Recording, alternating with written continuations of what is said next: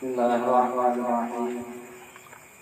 الحمد لله الذي رفع دعاء عن أوليائه في سمع حضرته وتوجه بتيجان معرفته وارزقهم من صف شرع محبته وأتحفهم بيسير صالحه وكاشفهم بأسرار أحاديه فهم ضمائره من عباده وصفوته من خليقته المحققون بكمال الالتزام بشريعة منهجه وطريقته والصلاة والسلام الأكمال الأكملان على سيد الكائنات المظهر الأتم بتجليات الربوبية المتحقق بالغاية التصوير الكمالية بأكملة عبودية سيدنا ومولانا محمد لا يحيى والعرفان الساطع في عليا السماوات والمملكات الممدد بالأنوار والأسرار الأحقاق ولايته المنشعة أنوارهم في قلوب السالكين من أهل الطاعة أما بعد قال الله سبحانه وتعالى في القرآن العظيم ألا إن أولياء الله لا خوف عليهم ولا هم يحزنون الذين آمنوا وكانوا يتقون لهم البشرى في الحياة الدنيا وفي الآخرة لا تبديل لكلمات الله ذلك هو الفوز العظيم وقال النبي صلى الله عليه وسلم اذكروا محاسن موتاكم وكفوا عن مساويهم. Bermula ini adalah sebahagian riwayat hidup dari seorang yang alim lagi mengamalkan akan ilmunya, yaitu ayahanda alim al-fadil Syekh Haji Ismail bin Abdul Jabbar radhiyallahu anhu. Mudah-mudahan dengan membaca dan mendengarkan riwayat hidup beliau ini Allah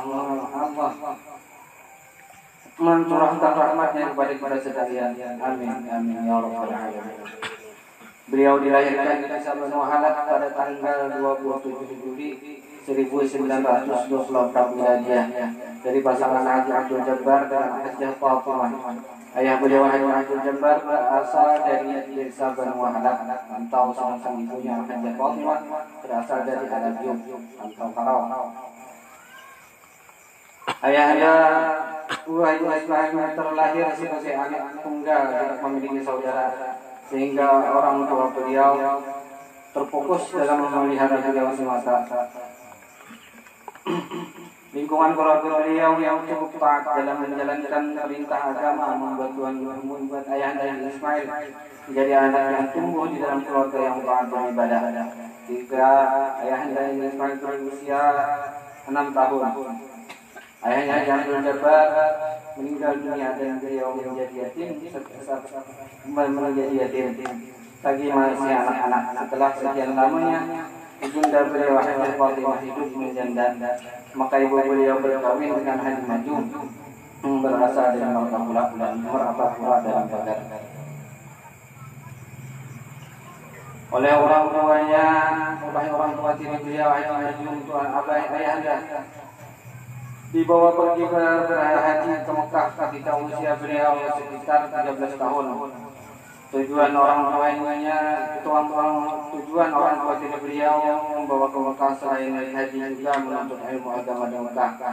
Beliau dibawa ke tempat alim fadil Syekh Haji Ali bin Haji Abdullah yang berasal dari Martapura dan masih keturunan dari Syekh Muhammad Al-Asad Al-Banjari yang bermukim di Mekah dan mengajar di sana. Dan menurut riwayat beliau pernah berguru atau mengaji pada Syekh Al-Banjari di Mekah. Riwayat pendidikan kepada alim fadil Syekh Ali bin Abdullah Al-Banjari Al-Makki. Ayahanda Haji Ismail ketika beliau diberangkatkan oleh ayah tirinya yang bernama Haji Majum ke Mekah Al-Mukarramah, beliau pun dianjurkan oleh ayah tiri tersebut untuk menuntut ilmu kepada alim fadil Syekh Ali bin Abdullah Al-Banjari.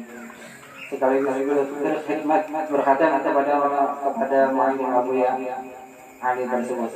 Alim fadil Syekh Ali bin Abdullah tersebut adalah merupakan ulama besar di Mekah dan beliau adalah orang asli Martapura dan masih ada garis keturunan dengan Maulana Syekh Muhammad Al-Asad Al-Banjari.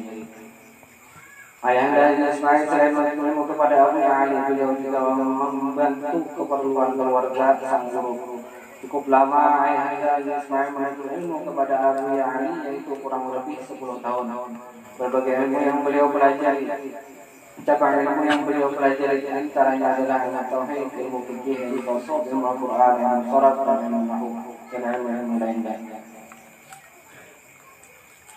Ayahanda Al-Alim Al-Syari Abdullah pun mengajarkan ijazah kepada murid-murid Tariqah Samaniyah yang bersumber dari Syekh Salman Al-Madani.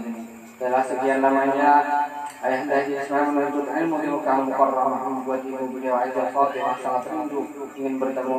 Kerinduan ibunya, kerinduan ibundanya pun dapat dimengerti karena beliau anak satu-satunya. Ibu beliau pun khawatir dengan anaknya kalau menetap di Mekah akan menjadi warga negara Saudi Arabia.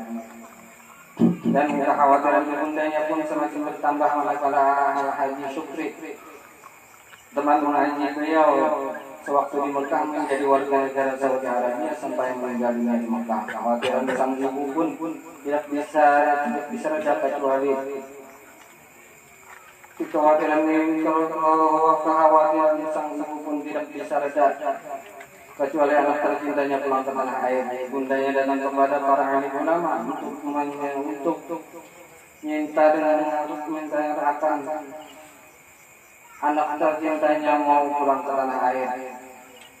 Kemudian berkat doa-doa dari para alim ulama, Ayahanda Ismail pun pulang ke kampung halaman beliau yang Muhammad. Kemudian beliau mengaji kepada alim Haji Muhammad Zainuddin Abdul Ghani untuk kumpul sebagai sosok orang yang cinta akan alim. Meskipun beliau sudah lumayan lama menimba ilmu di Mekah, beliau merasa ingin selalu menambah ilmu pengetahuan agama, yaitu dengan menuntut ilmu agama kepada alim Syekh Muhammad Zainuddin Abdul Ghani. Ayahanda Ismail mengikuti pengajian yang disampaikan oleh guru sekumpul mulai di kampung Keraton sampai beliau pindah dan pengajian di sekumpul Raudah, melanggar sekumpul Raudah.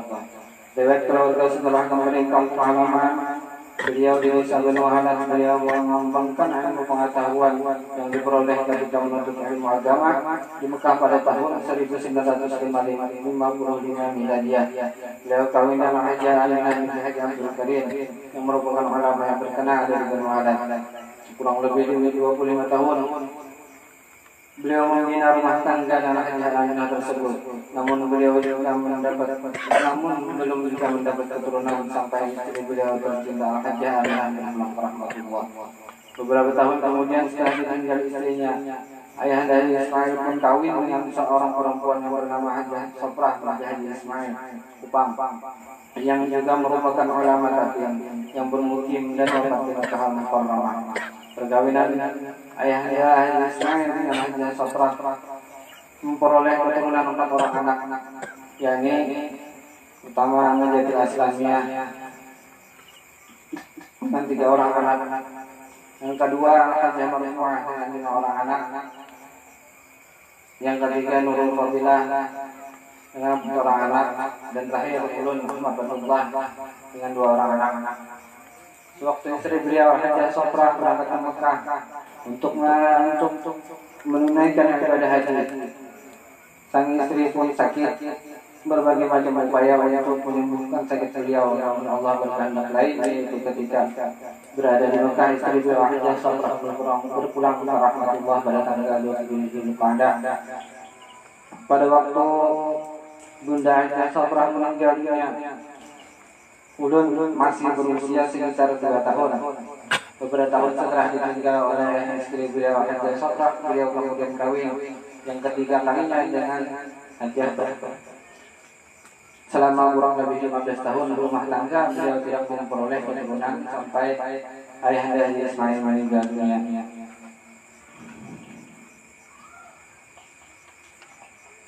Pengembangan syiar Islam dengan dakwah. Sepulangnya Ayahanda Ismail kampung halaman, beliau langsung menyebarkan ilmu agama yang dia tuntut sewaktu di Mekah Mukarramah. Masyarakat Benuhanan sejak dahulu merupakan masyarakat yang agamis, dan Desa Benuhanan merupakan kampung tua yang ada di Tapin. Hal ini dapat dilihat dengan adanya sebuah masjid tua, yaitu Masjid Rak yang sudah berumur ratusan tahun. Masjid Banu Wahalat adalah merupakan satu tempat beliau mengajarkan ilmu agama yang sebelumnya dirintis oleh Al-Muallim Al-Haji Abdul Karim mertua dari istri pertama beliau yang bernama Haji Aminah. Beliau juga mengadakan pengajian agama di rumah beliau sendiri, yang ini setiap malam Selasa, pagi Jumat dan Sabtu. Sedangkan di Masjid Al-Mukarramah beliau mengajar pengajian pagi Jumat setelah selesai pengajian di rumah beliau sendiri. Beliau juga mengadakan pengajian di langgar, musala dan masjid secara rutin dengan bergilir di mana-mana tempat masyarakat yang memang menghajatkan kepada beliau. Selain itu beliau juga mengabulkan hajat masyarakat yang meminta beliau untuk memberi ceramah agama di berbagai tempat seperti langgar, masjid, dan kantor pemerintahan serta sekolah dan madrasah.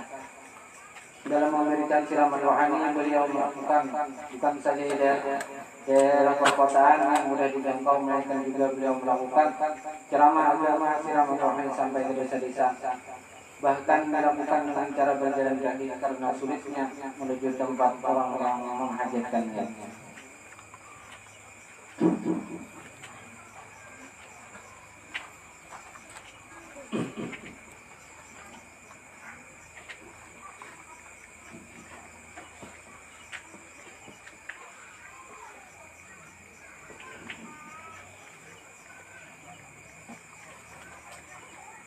Mendirikan panti asuhan. Ayahanda Haji Ismail bin Haji Abdul Jabbar merupakan salah satu pendiri panti asuhan di Bawah Karimah yang berada di Desa Banu Wahalat Kiri. Tujuan pendirian panti asuhan adalah untuk menampung anak yatim piatu yang sudah tidak mempunyai orang tuanya untuk membiayai pendidikan. Sebelum panti asuhan mempunyai gedung sendiri, anak-anak panti dititipkan di rumah-rumah masyarakat. Berkat usahanya, pengurus dan partisipasi pemerintah daerah Kabupaten Tapin dan bantuan masyarakat, panti asuhan Gunung Bawah Karimah dapat berdiri dengan lantai 2.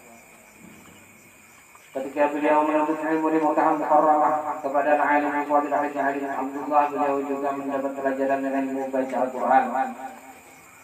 Ayahanda Haji Ismail merupakan orang yang hafal Al-Quran dan menguasai membaca Al-Quran.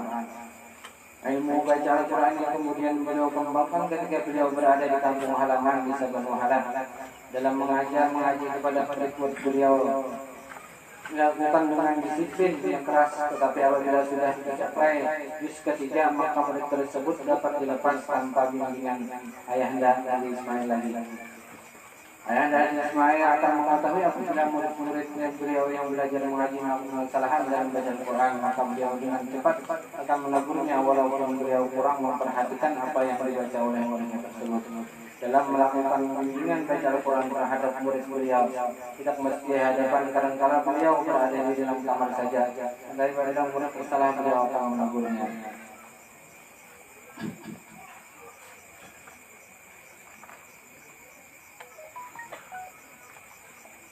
Pada tanggal 11 November 1996, 23 Zulhijjah, Ayahanda dan Guru Haji Ismail bin Abdul Jabbar kembali menghadap Hadratullah Subhanahu wa Ta'ala dengan usia lebih 72 tahun. Setelah beberapa hari dirawat di rumah sakit Datu Sanggul dan beliau dibawa ke rumah beliau di Banu Wahalat atas perintah dari Al-Alim Al-Allamah Haji Abdul Wani yang berpesan dengan Guru Al-Haji Aini tentang karangan Innalillahi wa inna ilaihi raji'un.